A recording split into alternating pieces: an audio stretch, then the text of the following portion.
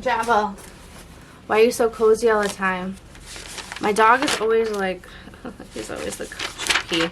She's always the coziest. Alright. I did so many freaking outlines. Jesus. Alright, you guys.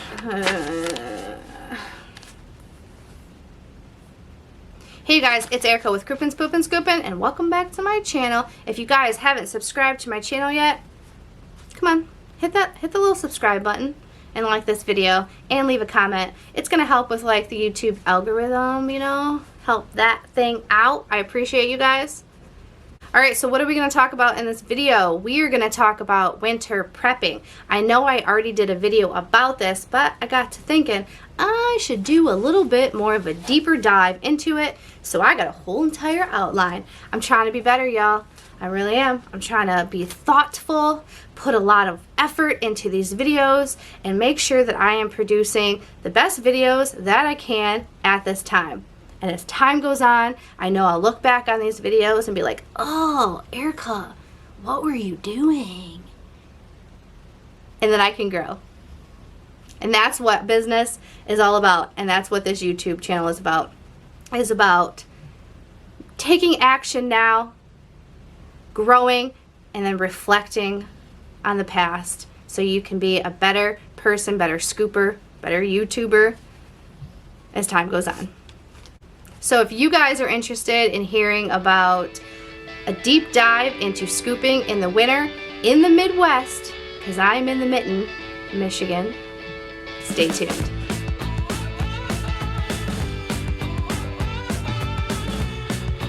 Alright, so what does winter consist of? Well, here in Michigan, I don't know the exact date when winter starts, but I mean, throughout my 33 years, I've seen snow on Halloween. I have seen snow before that. Last year, we got pummeled, absolutely pummeled. Like, I want to say, like the first week of November, we ended up getting like 9 plus inches. I want to say it was under 11, between 9 and 11 inches of snow. And we actually decided to do snow last year, and it was like our first time ever. You guys, we had no idea what we were doing. We're like, let's get it. It was wild. It was fun. I mean, I wasn't out there plowing, but I was like on the computer sending messages, talking to people that hadn't set their contracts back. I had reached out to a buddy of mine that was doing snow removal, and his truck happened to break down, so he gave me a bunch of his accounts. I mean, we paid him for the accounts, but he was like, I don't even know what I'm gonna do right now, you guys. Like, my truck's broken down. I was like, hey, we'll take care of it, we'll handle it. Was I nervous? Yeah. But did we handle it and slay it? Heck yeah. With only one mishap. A garage door was messed up, I want to say, or like the side of the garage, something like that, but it was an easy fix. We got that taken care of. The homeowner was real cool. We just communicated with the homeowner. We didn't try to like say, psh, we didn't do that, that wasn't us. We owned up to it and we handled it, so all is good. But I want to say typically our snowy months is between November and March. With us, there's a saying with March, if March goes in like a lion, you go out like a lamb. So what does that mean? If it's really, really snowy going into March, then the end of it should be like easy peasy, not a lot of snow. But if you go into March like a lamb, it's gonna come out like a lion. Rah! You're gonna get pummeled with snow. It's just a little saying. I'm not really too sure how much truth is in it, but that's just what we say around here. Now, some things that you really want to do before your winter starts is you want to make sure that if there's any issues with like your truck or your car, or your vehicle, whatever you're using, you want to make sure that you get those problems fixed before winter, because things are more prone to break in the winter, and it's more difficult to do that type of stuff when it's winter time. Make sure that your oil has been changed. Make sure that your fluids are all nice and full. Just get your car checked out and just make sure it's in good shape for the winter. Now, as for clothing, this is a big one. I always like to keep extra clothing in my vehicle. It's a little excessive, but I always like to have extra just in case. You're definitely going to want to have some warm, comfortable boots. I was wearing steel toe boots because I like to kick the frozen piles, but then the steel toe boots get kind of cold on the toes, so I quit wearing those. And then I found a really, really good pair of Columbia insulated boots. They have, it's called like Omni technology, and they just keep your feet so freaking warm. And they're weird. They're like made out of like Michelin tires, like the bottoms of them. They're the most comfortable boot that I have. If I can find that boot or a similar boot to it, I will actually link that down below. It'll probably be from Amazon because if you guys watched a couple of videos ago, I'm actually an Amazon affiliate. So if you do purchase anything that's in my description from my link, I do make a commission on that. And that helps support the channel because I'm trying to make this better. I'm trying to do stuff. You know, I bought the camera and I bought the lighting and I bought all that stuff out of my own money. So any money that I make off of YouTube or affiliate links is just going to go back into the channel to make it better, get better equipment, stuff like that. You're definitely going to want to get some warm socks to put inside of those boots. My husband really likes wool socks. He like lives by them. I'm telling you guys, we have so many socks. We have an entire huge bin just full of socks. It's excessive, it's extreme, but my husband needs every last pair of socks. I can't throw any of them away because he needs them all. I like to bring extra socks with me just in case I get some snow down in my boot and I have to change up my sock. I like to have that. There's so many different boots out there. I didn't want to get a pair of boots that, when you look at the boots, it'll tell you like the level of insulation that's in it. It's like different grams. I didn't want to have the highest of high gram because I didn't want my feet to be so warm that when I was in my truck, like they were sweating and they were getting all nasty and disgusting. But then I also didn't want to have it super low because I want my feet to stay nice and toasty while I'm out there.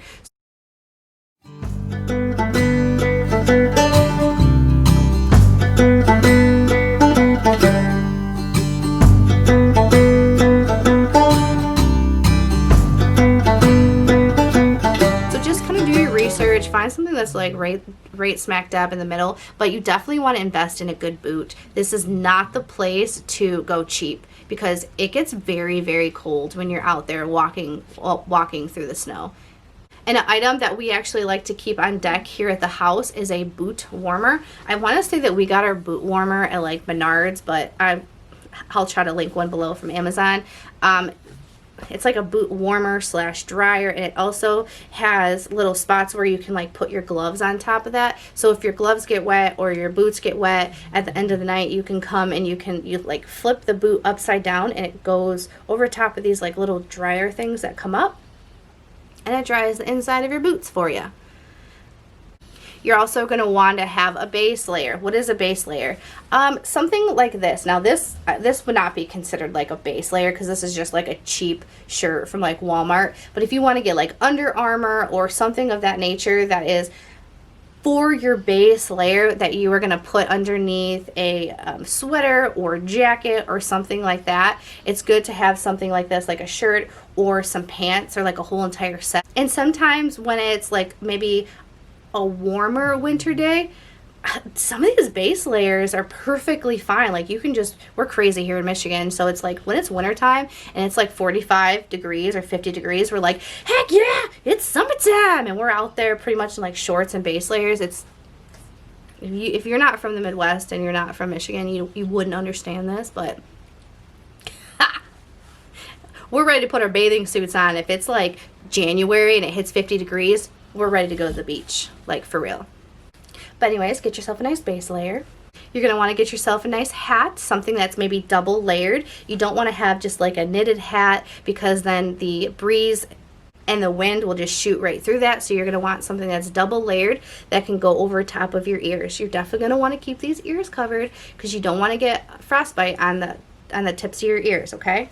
I personally like to have like a scarf or something that wraps around my neck, and I can put it over top of my nose and my mouth while I'm out there scooping, because sometimes when the wind blows and it's been snowing, your nose and your mouth just gets really cold, so then you can kind of just like cover all that up and then pull it down. I wouldn't advise for you to wear a ski mask or any type of mask of that nature, because you are going into people's backyards, and a lot of times they're not home, and you might scare somebody. You might get the cops called on you, or if a dog accidentally gets let out, they might attack you because they think that you're like an intruder. But don't wear a ski mask, okay? I don't want you guys to get the cops called on you or shot. I had a gun pulled out on me once. Would you guys be interested in hearing about like stories that happened to me while I was out scooping? I got some wild stories. If you guys are interested in hearing about some of those, drop it in the comments, let me know. I can make a video on that. It's winter time, so you're obviously going to want a jacket. Me personally, I don't like big bulky jackets. Like, I don't like jackets like this where I'm all like, I can't move. I like a nice warm jacket that's thin, and I have found that like Columbia, they have really nice jackets that are thin and they're double layered, and they have that same Omni technology where it just kind of like warms you up from the inside out, and you get like good movement. So you definitely want to find a jacket that has good movement to it. But I'm actually going to show you the jacket that I pretty much wear all the time.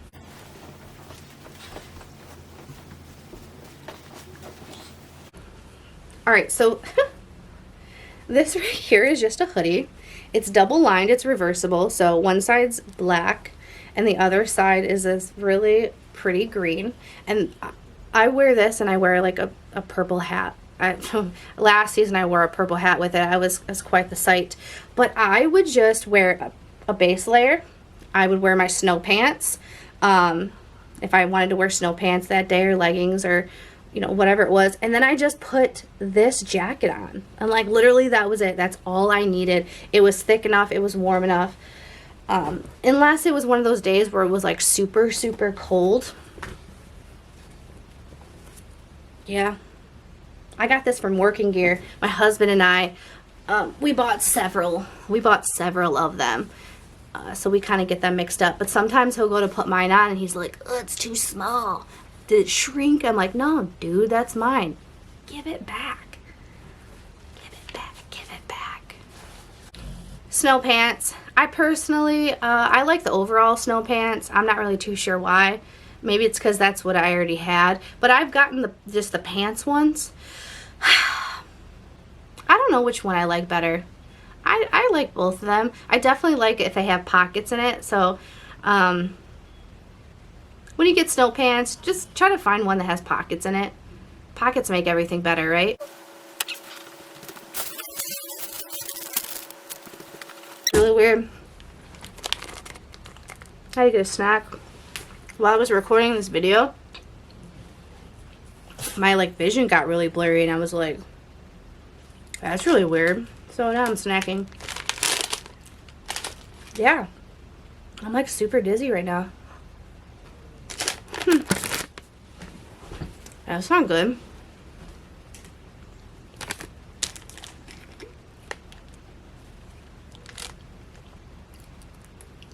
I'm actually hypoglycemic, which means my sugar drops. So I always like to have snacks with me while I'm out scooping, just in case this happens. I don't ever want to pass out in the backyard.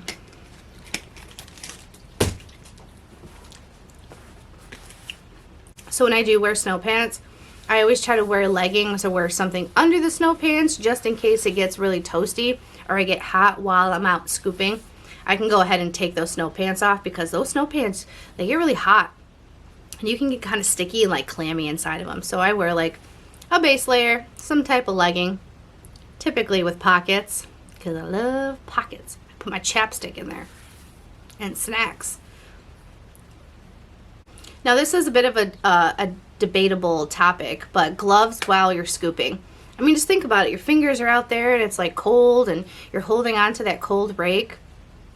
You got to make sure that you find a glove that has grippers on it. You can't just have like the regular cotton stretchy gloves that you get from like the dollar store or the gas station. You got to have a nice glove that has a gripper on it so it can grip onto the bucket and onto the rake. And everything that I'm talking about in here, I have purchased myself, so I'm going to try my darndest to provide links for all of this stuff. All right, what about pants? Okay, so I know that I'm a female, so obviously if you gentlemen aren't going to be wearing leggings with pockets, but I do wear man pants, and they are the same pants that my husband wears. And we either get these at Sam's Club, Costco, or Working Gear, but you guys have to go in like October or November because they're going to be sold out. Like, you have to look out for these. They are fleece lined pants. I'm going to repeat that. They're the fleece lined. If you get the cotton lined, they're not as good. They must be the fleece lined pants. On the outside of it, it will be some type of jean. It'll be like black, dark blue, khaki, something of that nature. But they must be the fleece lined pants. These are the warmest pants that you can find. They're the best. They're amazing. Let me tell you a fun little story. So my husband is smaller than me. He's got little hips. I got big hips. So he actually wears, what does he wear? 32, 30. He wears a 32 pant. And in men's, I wear a 34 or a 36, just depending on the situation. So I'm like definitely wider than him. Well, one day, I don't know, I ended up putting on my pants, which I thought they were my pants, and they were so tight. They were so tight. I was so upset. I actually had like a breakdown. I was like, I keep gaining weight. I don't understand what's going on. When I got with Josh, I was like 138 pounds, size 7, this little like teeny tiny petite thing. And now I'm just like, why? Why do I keep gaining all this weight? So I started crying, and come to find out, I actually had his pants on. That's why they were so tight. They were so small. And he happened to have my pants on, and his pants were falling off. So he was like living his best life with all this extra room. Meanwhile, I'm sitting down in my truck having to unbutton the pants because they're so freaking tight. And I was like feeling bad about myself. But once I realized that I just had his pants on, like, I was cool. I was like, all right, let's go get some ice cream. Check those pants out. They're good pants. All right, what kind of supplies do you need to have in the winter? You just need to have the same supplies that you have for the regular season, the regular months. You just have extra, because in the wintertime things will break. So I always have an extra rake, an extra bucket. I always have bungee cords just in case a gate breaks. I always have extra bags, because the issue with the winter time is, you know, the poop piles are frozen, so they're not like as bendy, and sometimes they will rip through the bags. So this is a time where I do a lot of double bagging while I'm scooping, or after I'm done scooping, just to make sure that my poop is contained, because the last thing that I want is for a bag to break and my poop go all over somebody's driveway, or the poop to break in the back of my truck. Like, I'm not interested. I'm not interested in that. As for your cleaning solution that you might have, if you have a sanitation station or you have a spray bottle or a pump system, if you leave it in your truck or car overnight, it's probably going to freeze. So you're definitely going to want to bring that stuff inside with you at the end of your day. If you have another suggestion or something that you do to keep your stuff from not freezing, let me know, because I haven't really found anything that works better than just bringing my stuff in at the end of my shift. If you have a sanitation station like I used to have, because I would have like a bucket in the back of my truck, I'd add water, I'd add bleach to it. I did that for the first 2 years. If you leave your rake or your bucket inside of that solution, like say you end your day, you come home, or you go to the office and you forget about it, the rake and the bucket will freeze into the water. Another thing that I think is very important is having a very clear winter policy for your customers. The reason why I think that it's very important is because a lot of questions are going to come up about snow days, if gates are frozen and you can't get back there. It's nice to have a policy that kind of describes all this, so it's a go-to thing, so it kind of covers your butt.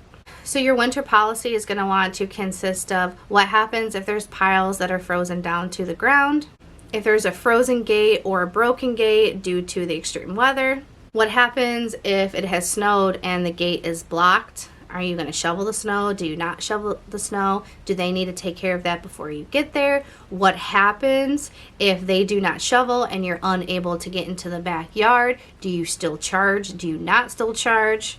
You got to figure that out. What are you going to do if there's an active snowfall? If it's actively snowing, covering up the piles, are you going to reschedule? Are you still going to go out, or are you just going to cancel the scoop altogether? And then what are you going to do if there's extreme temperatures? At what point do you decide that it's too cold and it's not safe for you or your staff to go out? These are good things to have in your winter policy.